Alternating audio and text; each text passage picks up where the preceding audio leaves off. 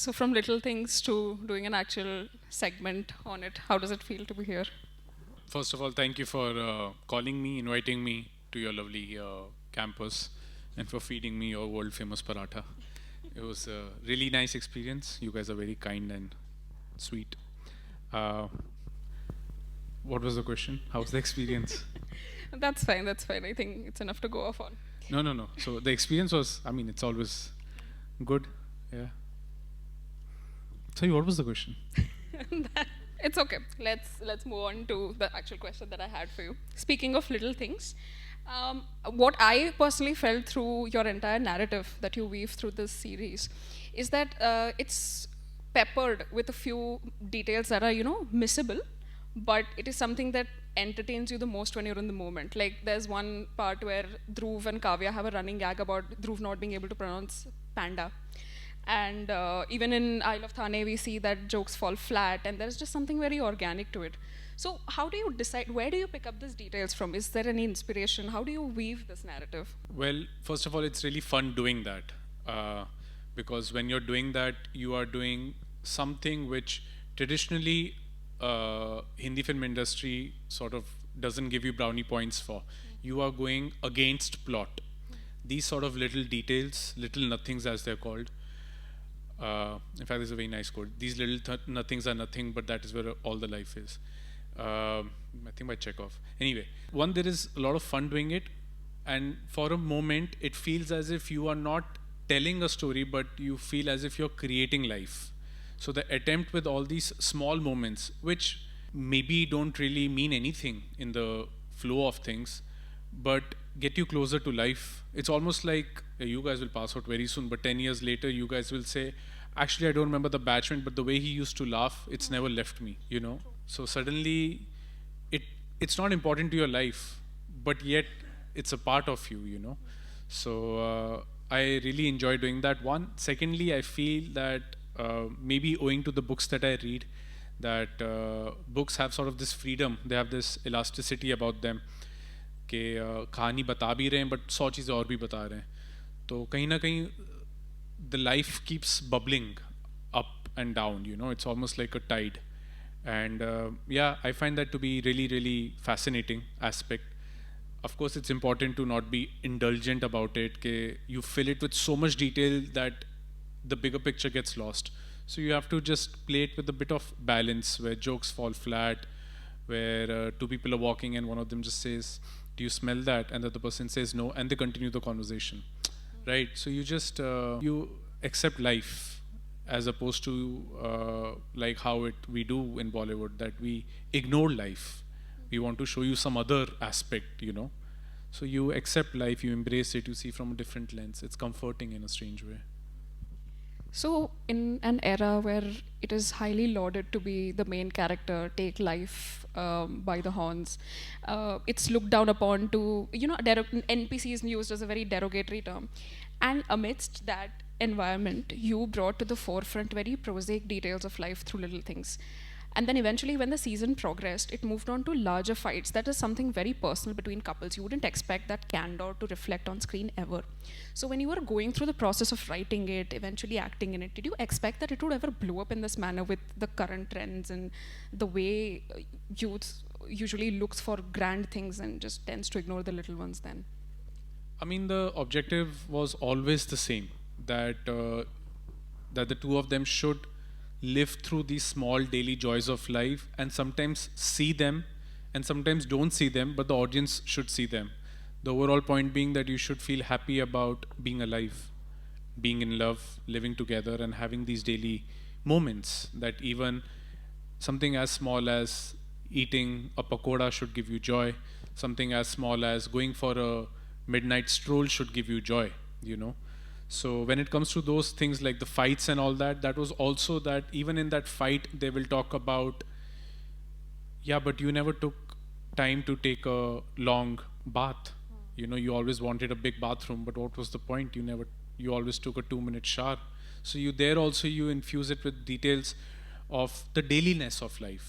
So how this dailiness of life is not just, oh, pyas lag rahi hai, but also in the biggest of fights, it's full of these small details that you in a fight you're gonna argue with me how to pronounce a word and neglect my feelings.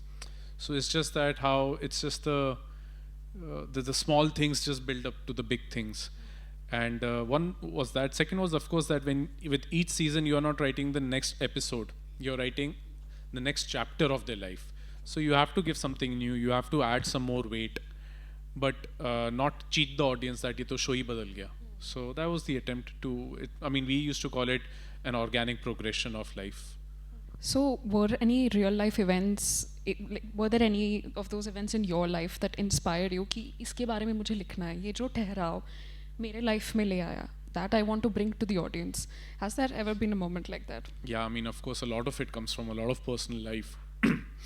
So many episodes. The episode, I don't know if people remember or not, but when my friend from Delhi comes and meets me in Bombay, that's very personal. I look at them as they have not changed, but probably they look at me as someone who's changed too much that he's not the same person. The episode about parents and them aging and you realizing that you are also aging in a very strange way, not physically, but mentally you are becoming not a boy but a man, you know. So how this aging is a two-way process. That the fact that I was in a relationship where I felt as if, can we really stay awake the entire night and just have a conversation, you know. So a lot of it was a life that I wanted to live. A lot of it was a life that I wanted to sort of demystify through writing. So a lot of it came from a very personal space, you know. It's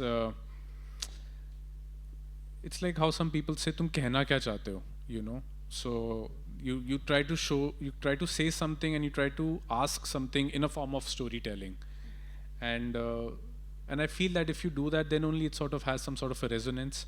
Not all stories have to say something, you know. Some films that I absolutely love don't say anything, but I think you invest so much time and energy that you feel it should be rooted in something. Otherwise, it's just like पैसा आ रहा है, chill करो. मतलब you should say something. So, speaking of stories and how they are, how they progress, essentially, I feel that there are two types of writers when it comes to fiction. One is someone who renders anecdotes and tries to create a story out of it, a storyline, a narrative, which is very popular with the masses. We grew up reading J.K. Rowling. We have George R.R. Martin. So that is one that, you know, progresses as anecdotes. And then there are other writers like Jhumpa Lahiri, Vivek Shanbag, Haruki Murakami, who love to write in a contemporary manner, you know, leave it up to the audience. It may make you feel horrible about yourself, it may make you feel loved, but there is a certain ennui that is left after you've, you know, flipped through the last chapter. So do you ever find that through your journey as a reader and a writer, did you progress through these stages, or were you always fixated on a certain style when it came to fiction? No, so I'm very lucky that I'm very confused, you know, because it makes me feel I have a lot to learn and I don't know a lot of things. So for the longest time, I was writing stuff which was very, you know, slice of life, drama. And then it so happened that after little things got shut, I started writing other things, you know, which were very like different, very plot heavy and all that. And then I did that and none of those stories got picked. And none of the stories like little things also got picked.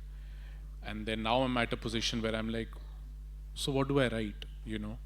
So it gives me the opportunity to actually seek, you know, and actually look deep within me and ask myself, what is it that I want to say and how is it that I want to say? And only recently I realized after watching a couple of films that I should just let the characters talk and I should just listen as opposed to impose my personality, because my personality will anyway be there. I'm the one who's writing it. But I should not enforce my personality. If something is very plot heavy, if something is very like crazy, I should approach it like that. But if something is nothing but two people talking and going on a road trip, I should approach it like that. So I feel more and more now that all I have to do in life, fuck, I sound like an old man, but I feel more and more that I have to do as a writer at least, is just listen. Listen to other people, listen to books, listen to colleagues, parents, nature, and then things will just come out. I feel I stopped listening when things were going great for me. Now when things are not going great for me in that sense, I feel, okay, great. I should just quiet down and just listen. I should just watch films that I was very proudly, in a very stupid way, would say, I don't watch those films. But now I should watch all films. I should read all books. I should try and just listen.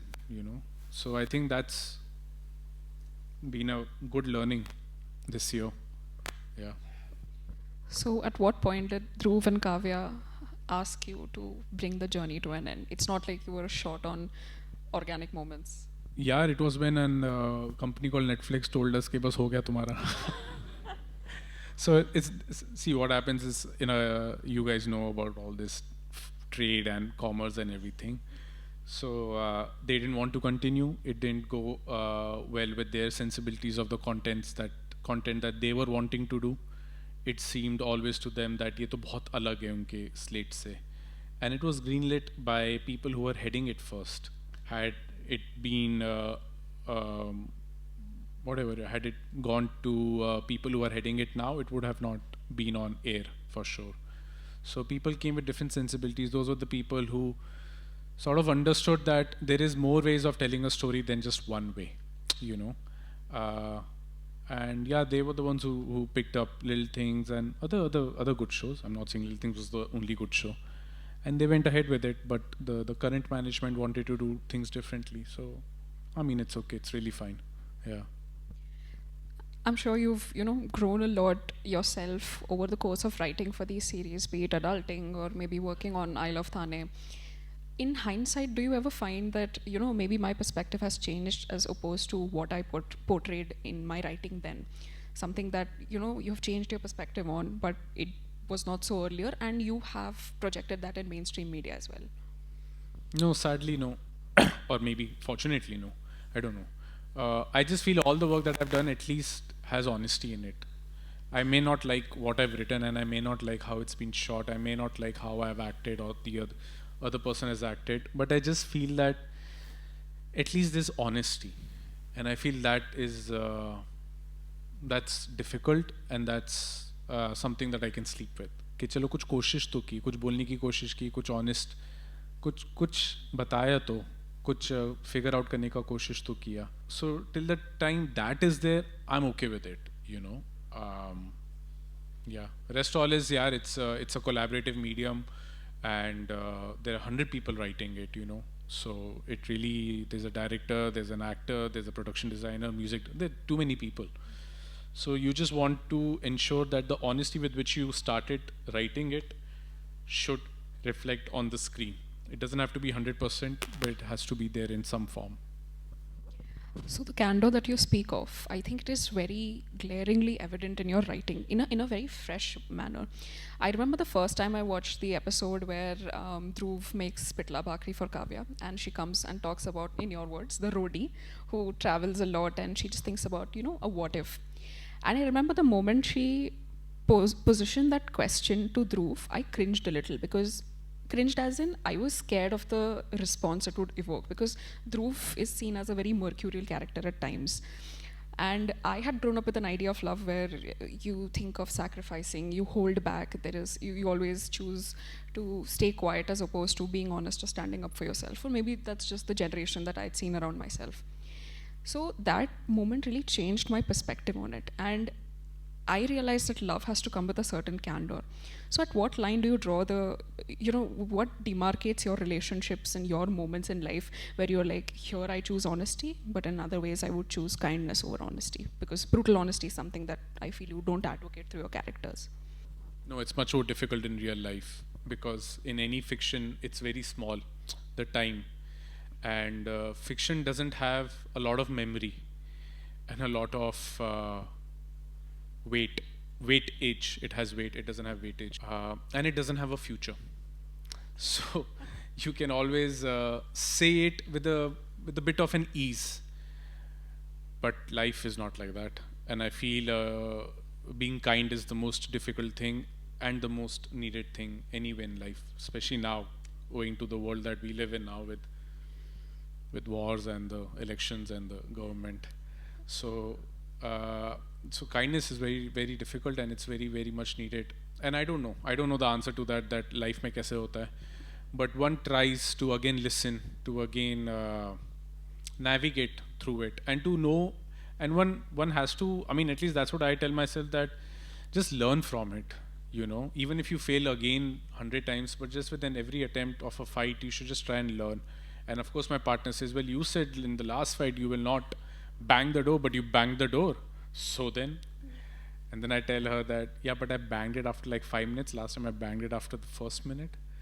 But you are trying, man. You are trying. It's not easy. It's not easy, especially it's not easy when you're of this age also, when your mind is low on attention span. You have 100 things going on. It's not easy, but I think one can just try to be kind and just try to learn from it, you know. But when it comes to fights as well, you are in a, you know, in a very adrenalized space, right?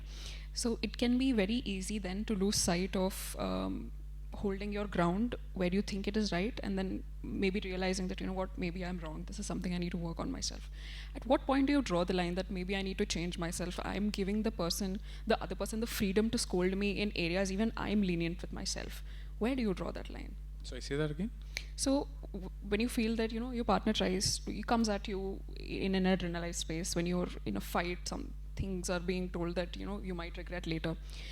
What point do you realize that this is something I want to incorporate in myself? I have been lenient with myself so far, but now I'm giving the other person the opportunity to scold me, and I'm okay with it. I don't know.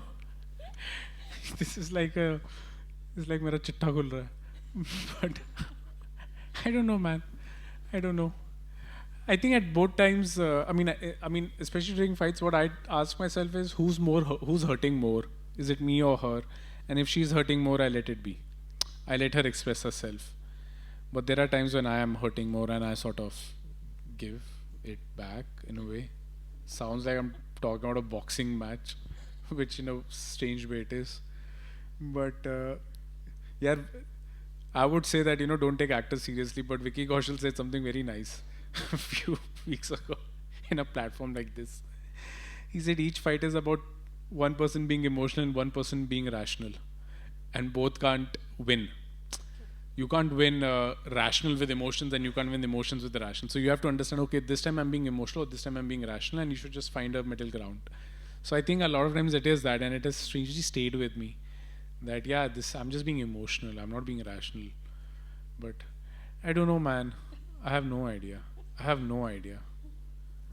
I genuinely think that yeah, one has to be kind, you know, because one can easily destroy the other person, and I've done that in my previous relationships. I've been not a nice man, and the person has also not been nice to me. But in this one, you're like, I shouldn't say this when you guys are passing out in 7 days, but very soon you realize that the world is very small. At best, you can care deeply for not more than 5 to 7 things in one's life at one given time. The world is not a big place. You can care for your parents, lovers, pets, your care for your love for travel, your love for your job, your love for dreams, your love for food, health, whatever it is. It won't exceed beyond 5 to 7 things. So everyone ends up building a world around themselves of the things that this is important to me. And it's like chemistry. You take out one thing and the equation just goes away. So I think it's not just about lovers, and it's not about domestic life and relationships. I think it's also to do with everything that you care for and your place in that, you know, that you need to understand that without this you're nothing, and this needs love, this needs nurturing, you need love, you need nurturing. So it's a very small world, and it's a very short life.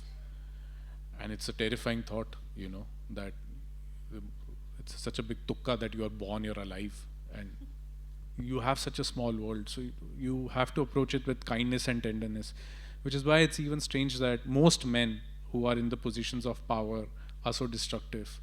You know, it's so strange. It's absolutely crazy. All the problems in the world are by these men and their search for powers. That you could have just made a better world, chose not to. Yeah. I think this is very, you know, in line with the thought that power doesn't corrupt. It just reveals you for who you are. So at the end of the day, the question that you ask yourself is that, are you a good person, or are you just afraid of the consequences that the actions might bring you? Yeah. So has there ever been a moment with you as such that you actually questioned your motives and it made you just take a step back, that where am I going with this?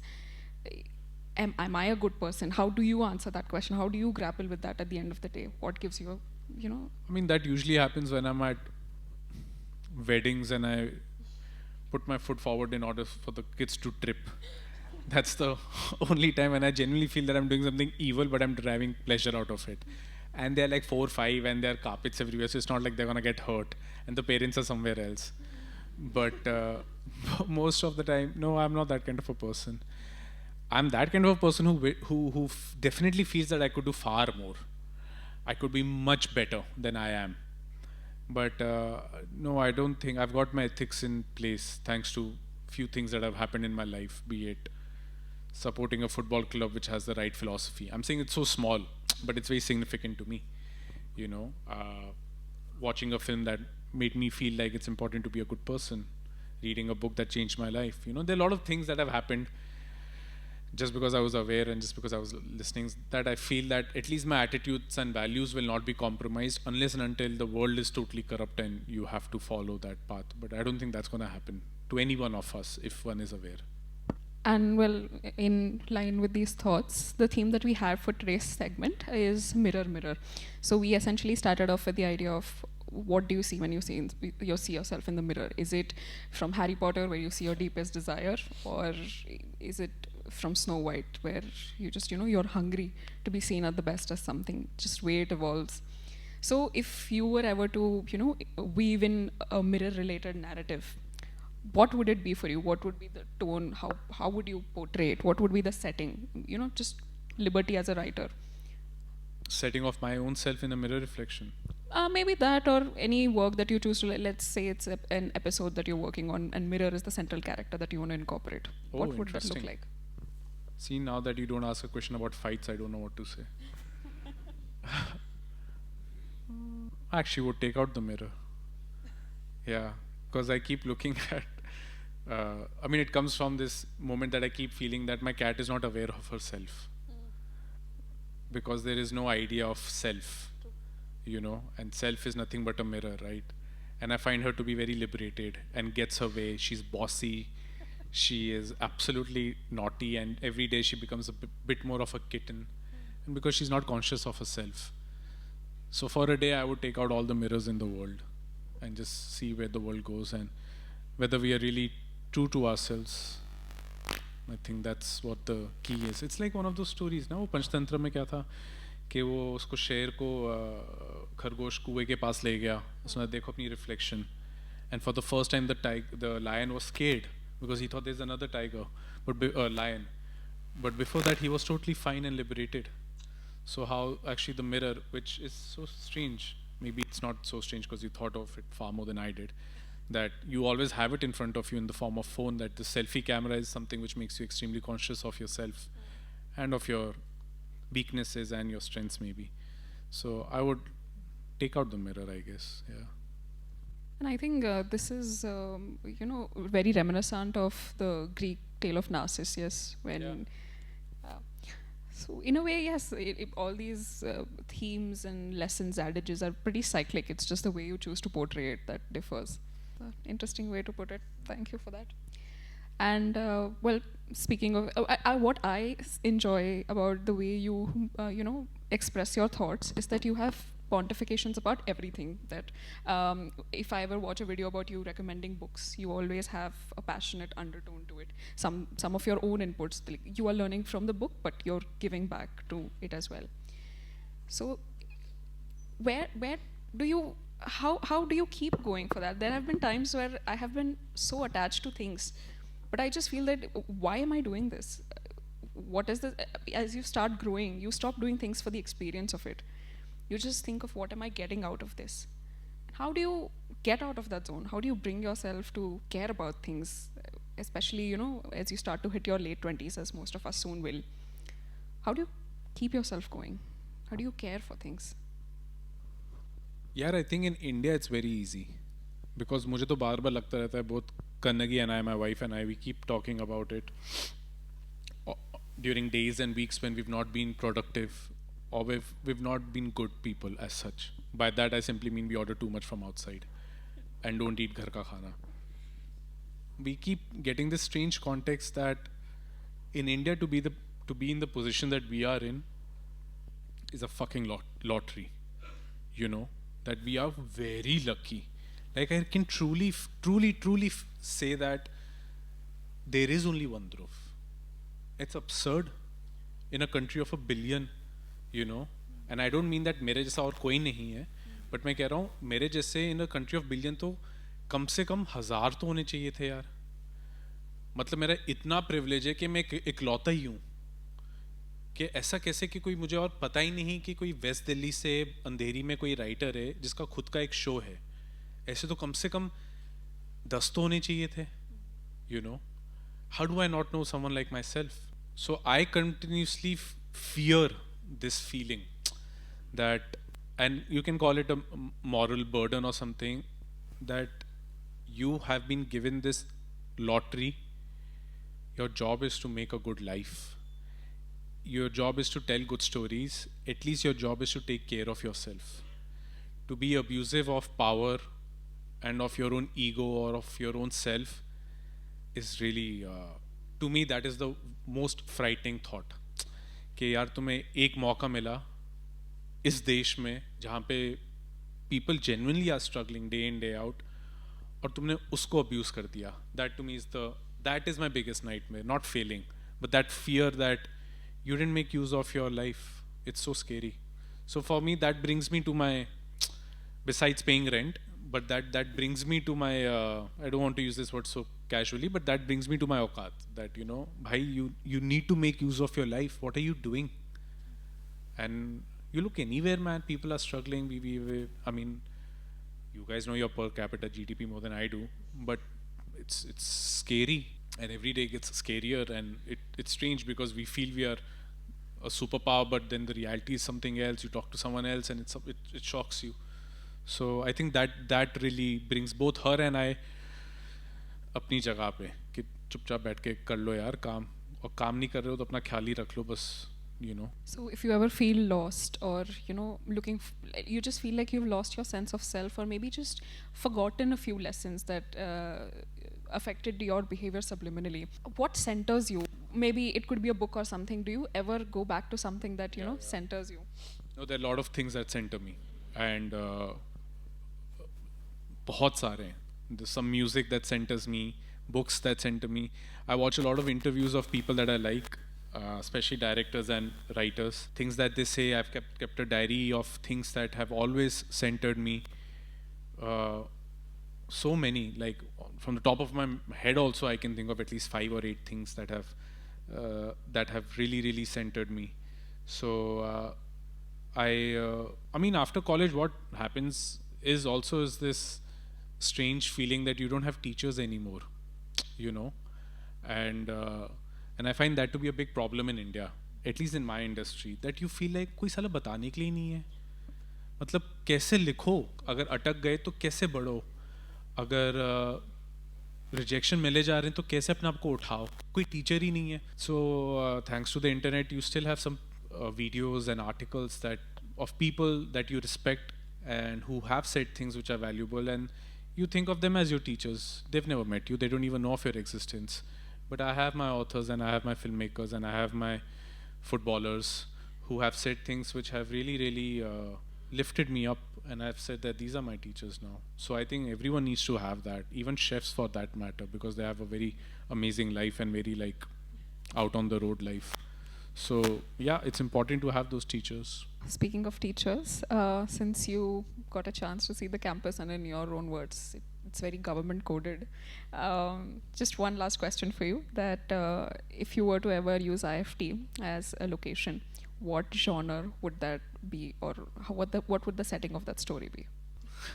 A lot of things came to my mind, but I don't know. Of course, first was definitely a college. Second was an exhibition hall. And I don't know, a hotel lobby. I don't know how you guys take it, but something like that. Yeah. Fair point. And this has been a wonderful, wonderful talk. Thank you. Thank you so for your much for the questions. candor. Lovely question.